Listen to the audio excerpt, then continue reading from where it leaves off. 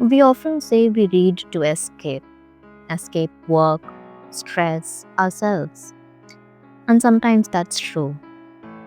But there's another way to read, not to leave your life, but to return to it more fully. Tonight we're talking about reading not as avoidance, but as presence. Distraction numbs, presence steadies. They can look similar on the surface. Both involve turning away from immediate noise, but the direction is different. Distraction pulls you outward into endless stimulation. Presence draws you inward, even when the material is external. When you read intentionally, even fiction, you're practicing sustained attention. And sustained attention is the foundation of presence. Reading fiction does not mean abandoning reality, it means entering structured emotion. When you follow a character through conflict, longing, uncertainty, you're not escaping feeling, you're rehearsing it safely. A novel allows you to witness complex emotional states without being overwhelmed by your own. It creates distance but not detachment. And that distance often makes it easier to recognize yourself.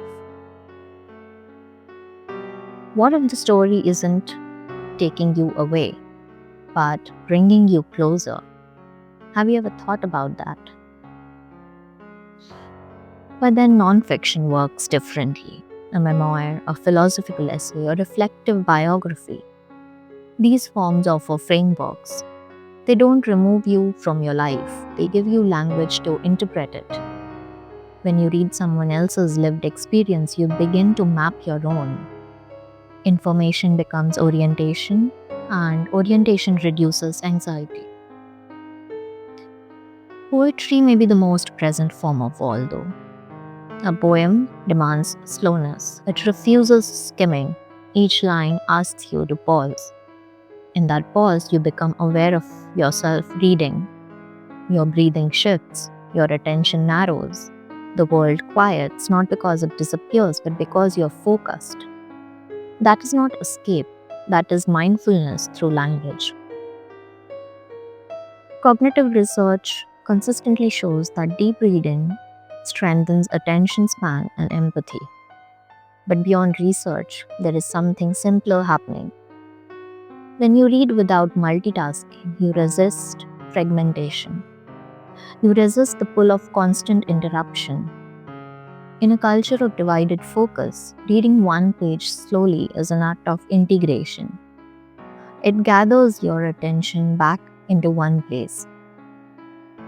After you read, open your journal. Ask yourself, where did this text meet me today? What emotions surfaced while I was reading? Was I avoiding something? Or was I understanding something? Be honest.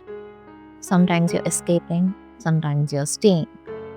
Your blank page will tell you which. Reading becomes distraction when it replaces your life.